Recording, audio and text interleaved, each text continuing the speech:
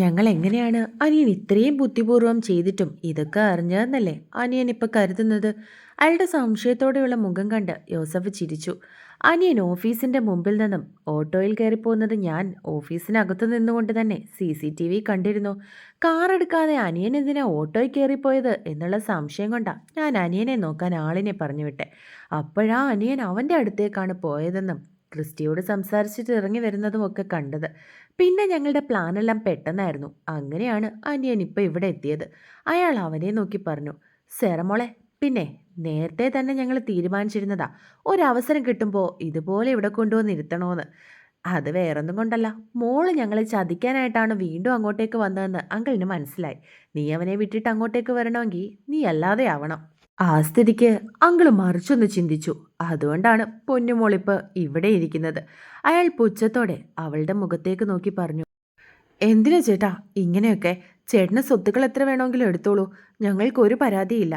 ഞാനും എൻ്റെ ഭാര്യയും മോളും എവിടെയെങ്കിലും പോയി ജീവിച്ചോളാം. ഞങ്ങളോട് എന്തിനാ ഇങ്ങനെയൊക്കെ ചെയ്യുന്നത്? ഒന്നുമല്ലെങ്കിൽ ഞാൻ ചേട്ടൻ്റെ കൂടപ്പിറപ്പല്ലേ? എങ്ങനെയാ ചേട്ടന് മനസ്സ് വരുന്നത് ഇങ്ങനെയൊക്കെ ചെയ്യാൻ? നമ്മുടെ അപ്പനെയും അമ്മയും കൊല്ലാൻ ചേട്ടൻ എങ്ങനെ കഴിഞ്ഞതെന്ന് എനിക്ക് മനസ്സിലാവുന്നില്ല. അയാൾ വിഷമത്തോടെ തന്നെ യോസഫിൻ്റെ മുഖത്തേക്ക് നോക്കി പറഞ്ഞതും അയാൾ മറുപടി ഒന്നും പറയാതെ പുച്ഛത്തോടെ ഒന്ന് ചിരിച്ചു. അതിന് നമ്മൾ രണ്ടുപേരും കൂടപ്പിറപ്പാണെന്ന് അനിയനോട് ആരാ പറഞ്ഞത്? അത് കേട്ടതും അയാൾ പുച്ഛത്തോടെ തന്നെ സേറയുടെ പപ്പയുടെ മുഖത്തേക്ക് നോക്കി ചോദിച്ചു. അയാളുടെ നാവിൽ നിന്നും അങ്ങനെ ഒരു വാചകം കേട്ടതും സേറയുടെ പപ്പ ഞെട്ടിപ്പോയി. അവളുടെ അവസ്ഥയും മറിച്ചായിരുന്നില്ല. അയാൾ എന്താണ് അങ്ങനെ പറഞ്ഞത് എന്നുള്ള ചിന്തയിൽ അവളും ഞെട്ടിയിരുന്നു. എന്താ എന്താ ചേട്ടൻ പറഞ്ഞത്? നമ്മൾ കൂടപ്പറപ്പല്ലെന്നോ? അയാൾ സംശയത്തോട് ചോദിച്ചു. അതെ അനിയ, അനിയൻ എൻ്റെ ആരുമല്ല. നമ്മൾ രണ്ടുപേരും ഒരമ്മയുടെയോ അപ്പൻ്റെയോ മക്കളല്ല. അതായത് ചുരുക്കി പറഞ്ഞാൽ ഞാനും എൻ്റെ പെങ്ങളും, അതായത് റോസമ്മ, ഞങ്ങൾ രണ്ടുപേരുമാണ് ഒരമ്മയുടെ അപ്പൻ്റെ മക്കൾ.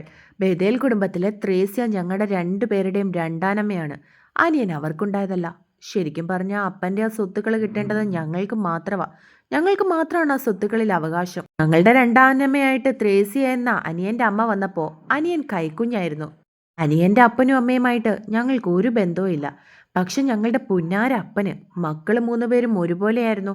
അതുകൊണ്ട് ഒരുപോലെ തന്നെ സ്വത്ത് എഴുതണമെന്ന് അപ്പൻ ആഗ്രഹിച്ചു. അങ്ങനെ സ്വത്തുക്കൾ കൊടുക്കേണ്ടതെന്ന് ഞാനും അങ്ങ് തീരുമാനിച്ചു. അനിയന് തരുന്നത് പോട്ടെ എന്ന് വെക്കാം. ആ വലിഞ്ഞു കയറി വന്ന ക്രിസ്റ്റി ഉണ്ടല്ലോ, അവനും ഒരുപോലെ സ്വത്ത് എഴുതണമെന്ന് പറഞ്ഞപ്പോഴാണ് എനിക്ക് ദേഷ്യം വന്നത്. പിന്നെ ഞാൻ ഒന്നും ആലോചിച്ചില്ല, രണ്ടിനെ അങ്ങ് ഇല്ലാതാക്കി. ഈസി എന്ന എൻ്റെ രണ്ടാനമ്മയെ ഇല്ലാതാക്കാൻ എനിക്ക് പ്രത്യേകിച്ച് വിഷമമൊന്നും ഇല്ലായിരുന്നു. പക്ഷെ സ്വന്തം അപ്പനെ ഇല്ലാതാക്കിയ നിമിഷം എൻ്റെ കൈയൊന്ന് വിറച്ചു. പക്ഷെ അപ്പം മുഴുവൻ എനിക്ക് ധൈര്യം പകർന്നു തന്നത് ദേ അവനായിരുന്നു. അതും പറഞ്ഞ അയാൾ പുറകിലേക്ക് കൈ ചൂണ്ടിയതും സേറയും അവളുടെ പപ്പയും തങ്ങൾ പ്രതീക്ഷിച്ച ആൾ തന്നെയാണ് അതെന്നുള്ള രീതിയിൽ പുറകിലേക്ക് നോക്കി. അവരെ നോക്കി ചിരിച്ചുകൊണ്ട് നിൽക്കുന്ന ജസ്റ്റിനെയാണ് കണ്ടത്. അവനെ കണ്ടിട്ടും അവർക്ക് രണ്ടുപേർക്കും പ്രത്യേകിച്ച് പകപ്പൊന്നും തോന്നിയില്ല. കാരണം അവർക്കറിയായിരുന്നു അവൻ കൂടെ നിന്ന് ചതിക്കുകയാണെന്ന്. എന്താ എൻ്റെ മോള് പേടിച്ചു പോയോ? ചാച്ചൻ ഈ കൂട്ടത്തിൽ കാണുമെന്ന് മോൾ ഒരിക്കലും പ്രതീക്ഷിച്ചില്ല അല്ലേ? അവൻ അവളുടെ അടുത്തേക്ക് നടന്നു വന്നുകൊണ്ട് ചോദിച്ചു. എന്നാൽ അവൾ അതിന് ഉത്തരവൊന്നും പറഞ്ഞില്ല.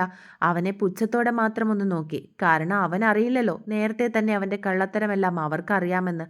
നിങ്ങൾ രണ്ടുപേരും എന്താ ഒന്നും മിണ്ടാത്തത്? എല്ലാം കണ്ട് ഷോക്കായിട്ടിരിക്കുകയാണോ എൻ്റെ അനിയനും മോളും? അയാൾ പുച്ഛത്തോടെ അവരെ നോക്കി ചിരിച്ചുകൊണ്ട് ചോദിച്ചു. അണയാൻ പോകുന്ന തീ ആളിക്കത്തട്ടെ അങ്കിൾ, കുറച്ചു നേരത്തേക്കല്ലേ ഉള്ളൂ, അതുവരെ കത്തിക്കൊണ്ടേ ഇരിക്കട്ടെ. അതിനു മറുപടി എന്നവണ്ണം സേറ അവരെ രണ്ടുപേരെ നോക്കി പറഞ്ഞതും അവർ സംശയത്തോടെ അവളുടെ മുഖത്തേക്ക് നോക്കി. ചാവാൻ പോകുമ്പോഴുള്ള ഈ ധൈര്യം നല്ലതാ മോളെ സേറ, ജസ്റ്റിൻ അവളെ പുച്ഛിച്ചുകൊണ്ട് പറഞ്ഞു. കൊല്ലാൻ വരുന്നവർ അവസാനം ചത്തു മലച്ച് കിടക്കുന്നത് ചാച്ചൻ കണ്ടിട്ടുണ്ടോ? അത് കാണാനും നല്ലത് തന്നെയാ. അവൾ തിരികെ ധൈര്യത്തോടെ അവൻ്റെ കണ്ണുകളിലേക്ക് നോക്കിക്കൊണ്ട് ചോദിച്ചു. ഡീ, നീ എന്താ പറഞ്ഞു വരുന്നത്? ഞങ്ങൾ രണ്ടുപേരും മരിക്കുമെന്നോ? അവൻ ദേഷ്യത്തോടെ അവളുടെ അടുത്തേക്ക് പറഞ്ഞുകൊണ്ട് നടന്നു. ആവോ, ഞാൻ അങ്ങനെയൊന്നും പറഞ്ഞിട്ടില്ല. പിന്നെ മനുഷ്യരുടെ കാര്യമല്ലേ ചാച്ചാ, നമ്മുടെ ബൈബിളിൽ പോലും പറഞ്ഞിട്ടില്ലേ ദുഷ്ടന്മാരെ ദൈവം പന പോലെ അങ്ങ് വളർത്തുമെന്ന്. പക്ഷെ ആ പന താഴെ വീഴാൻ അധിക സമയമൊന്നും വേണ്ട. ഇവിടെ നിങ്ങളുടെ രണ്ടുപേരുടെയും കാര്യവും അതൊക്കെ തന്നെയാ. സാരമില്ല, അധികം വൈകാതെ തന്നെ നിങ്ങൾക്ക് രണ്ടുപേർക്കും അതൊക്കെ മനസ്സിലാകും. അവൾ അവരെ രണ്ടുപേരെയും നോക്കി പറഞ്ഞു. ദേ, അത് കേട്ടതും അവന് ദേഷ്യം വന്നു. അവനവളെ അടിക്കാനായിട്ട് കൈകൾ ഉയർത്തിയതും ഒരുത്തൻ ആരുടെയോ ചവിട്ടേറ്റ് താഴേക്ക് മലർന്നടിച്ച് വീണതും ഒന്നിച്ചായിരുന്നു.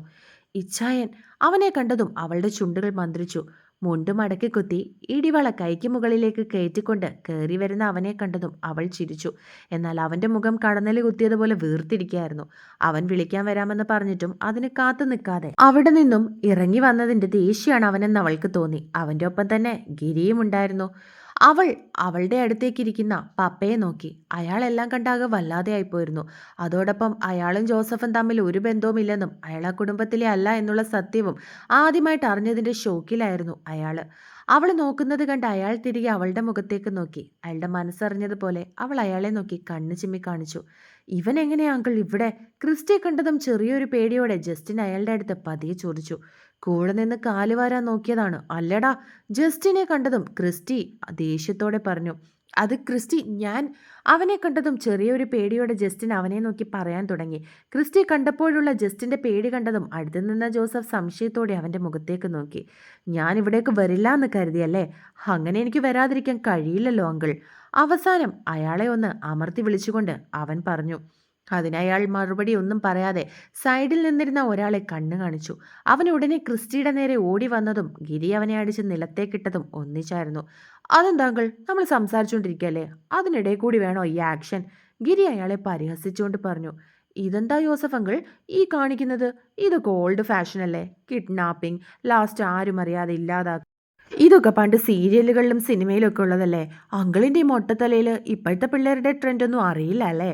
അതെന്താടാ ജസ്റ്റിനെ നീ അങ്കിളിന് ഇപ്പോഴത്തെ ട്രെൻഡിങ്സ് ഒക്കെ പറഞ്ഞു കൊടുക്കാത്തത്? ക്രിസ്റ്റി അവനെ കളിയാക്കിക്കൊണ്ട് പറഞ്ഞു. ദാ, എൻ്റെ സ്ഥലത്ത് വന്ന് നീ എന്നെ പരിഹസിക്കുന്നോ? അതും പറഞ്ഞ് അയാൾ ഷർട്ടിനടിയിൽ നിന്നും ഒരു തോക്കെടുത്തു. പിന്നെ അത് സേറയുടെ അടുത്തേക്ക് ചെന്നിട്ട് അവളുടെ നേർക്ക് ചൂണ്ടി.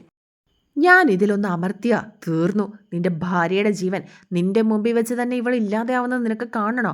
അയാൾ അവനെ നോക്കി ദേഷ്യത്തോടെ പറഞ്ഞതും ക്രിസ്റ്റി പുച്ഛത്തോടെ ഒന്ന് ചിരിച്ചു. അങ്കിൾ, അങ്കിൾ അവളുടെ മുഖത്തേക്കൊന്ന് നോക്കിയേ. അതിന് മറുപടി ഒന്നും പറയാതെ ക്രിസ്റ്റി അയാളുടെ മുഖത്തേക്ക് നോക്കി ചോദിച്ചതും അയാൾ സേറയുടെ മുഖത്തേക്ക് നോക്കി. അവളുടെ മുഖത്താണെങ്കിൽ യാതൊരു തരത്തിലുള്ള ഭയവുമില്ലായിരുന്നു. അയാൾ അവളുടെ നേർക്ക് തോക്ക് ചൂണ്ടിയിട്ട് പോലും കുലുങ്ങാതിരിക്കുകയായിരുന്നു അവൾ.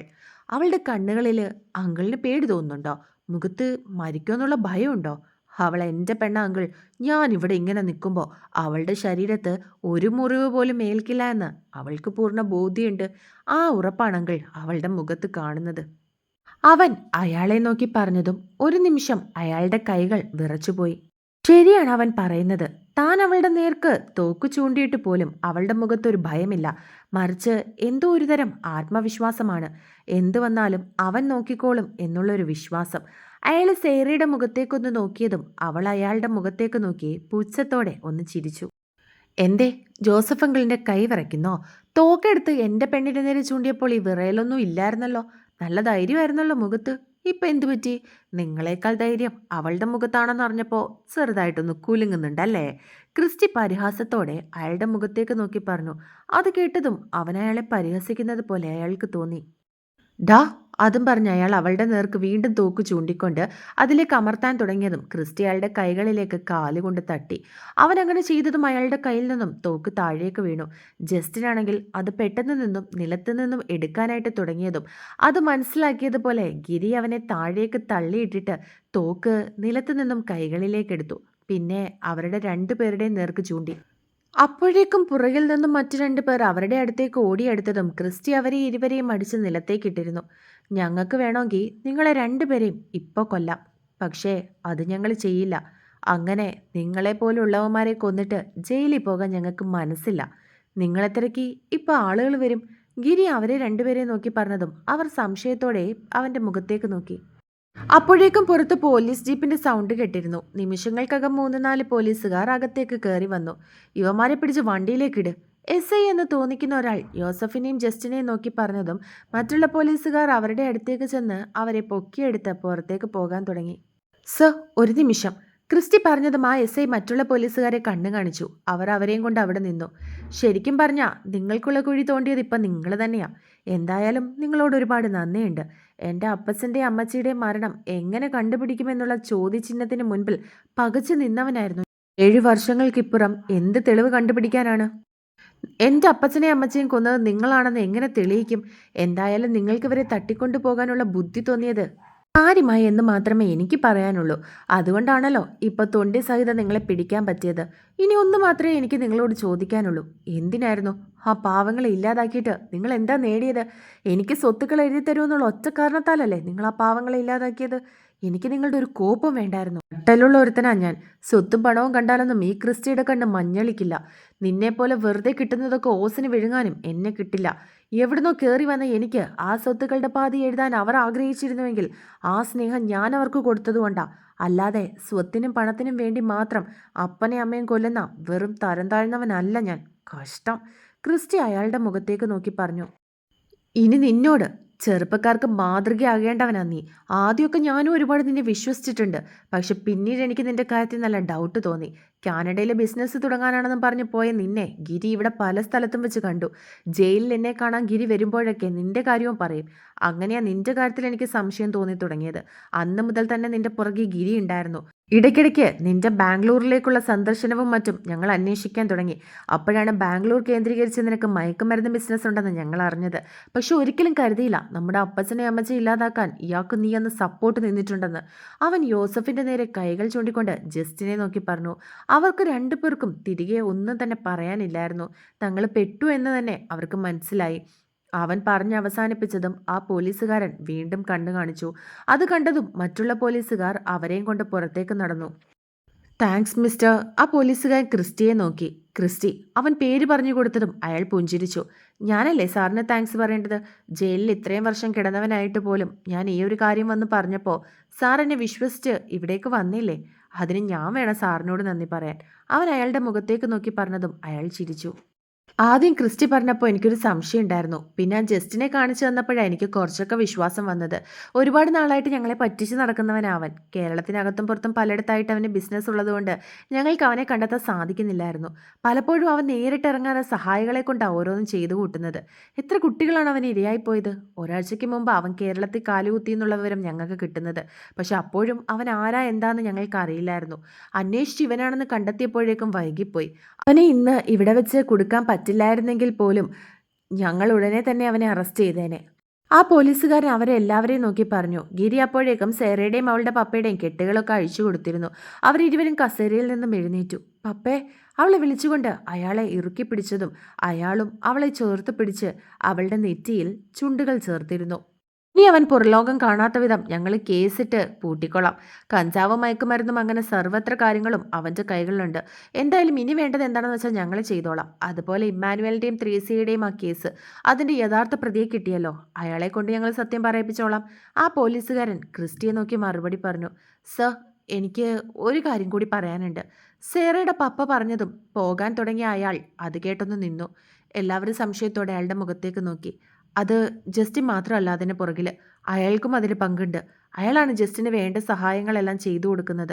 അവളുടെ പാപ്പ പറഞ്ഞതും എല്ലാവരും സംശയത്തോടെ അയാളുടെ മുഖത്തേക്ക് വീണ്ടും നോക്കി. ഞാൻ സത്യം പറയുന്നത്, ഇവർ രണ്ടുപേരും കൂടി സംസാരിക്കുന്നത് ഞാൻ കേട്ടതാ. ജസ്റ്റിന് അങ്ങനെ ഒരു ബിസിനസ് ഉണ്ടെന്ന് എനിക്ക് അപ്പോഴാണ് മനസ്സിലായത്. അതിന് പിന്നിൽ പ്രവർത്തിക്കുന്ന അയാളാ. അയാൾക്കതിൽ പങ്കുണ്ട്. അവളുടെ പപ്പ എല്ലാവരെയും നോക്കി പറഞ്ഞു. അത് നമുക്ക് അന്വേഷിക്കാം സർ. എന്തായാലും അവരെ രണ്ടുപേരെയും കസ്റ്റഡി കിട്ടിയല്ലോ.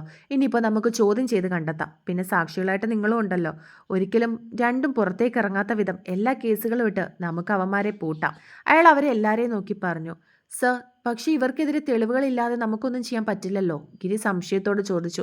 അതെ, കോടതിക്ക് വേണ്ടത് തെളിവുകളല്ലേ? സേറയെ സംശയത്തോടെ പറഞ്ഞു. അതാ ഞാനും പറയുന്നത്. എന്തായാലും അവർ രണ്ടുപേരും കുറ്റമൊന്നും സമ്മതിക്കാൻ പോകുന്നില്ല. ആ സ്ഥിതിക്ക് അവരെ കൊടുക്കണമെങ്കിൽ തെളിവുകൾ തന്നെ വേണം. ക്രിസ്റ്റിയും എന്തോ ഓർത്തതുപോലെ അയാളോട് പറഞ്ഞു. അതോർത്ത് നിങ്ങൾ പേടിക്കണ്ട. കുറ്റം സമ്മതിപ്പിക്കാനൊക്കെ നമ്മുടെ സ്റ്റേഷനിൽ ആളുണ്ട്. അവർ ചെയ്ത കുറ്റം അവർ തന്നെ പറയും. എങ്ങനെ, എന്ത്, എപ്പോ എന്നൊക്കെ തത്ത പറയുന്ന പോലെ രണ്ടിനെയും കൊണ്ട് പറയിപ്പിക്കാൻ പറ്റും. കോടതിയിൽ ഹാജരാക്കുന്നതിന് മുമ്പേ തന്നെ രണ്ടിനെയും കൊണ്ടും ഞങ്ങൾ സത്യം പറയിപ്പിച്ചിരിക്കും. ആ പോലീസുകാർ ഉറപ്പോടെ അവരെ നോക്കി പറഞ്ഞതും അവരെല്ലാവരും പരസ്പരം നോക്കി ചിരിച്ചു. ശേഷം അവരെ നോക്കി യാത്ര പറഞ്ഞിട്ട് ഇറങ്ങിപ്പോയി. അയാൾ പോയതും സേറ ക്രിസ്റ്റിയുടെ അടുത്തേക്ക് നടന്നു. ചയ, അവളെ വിളിച്ചുകൊണ്ട് അവൻ്റെ അടുത്തേക്ക് ചെന്നു. മാറടി. അവൻ അവളെ തള്ളി മാറ്റിക്കൊണ്ട് പറഞ്ഞു. അങ്കിള് വാ. അവളെ തള്ളി മാറ്റിയതിനു ശേഷം അവൻ അവളുടെ പപ്പയെ നോക്കി വിളിച്ചു. അയാൾ സംശയത്തോടെ അവളുടെ മുഖത്തേക്ക് നോക്കി. ഇത്രയും നേരം ധൈര്യത്തോടെ നിന്ന അവൾ ക്രിസ്റ്റി മിണ്ടാത്തത് കണ്ടതും ആകെ വല്ലാതെയായിരുന്നു.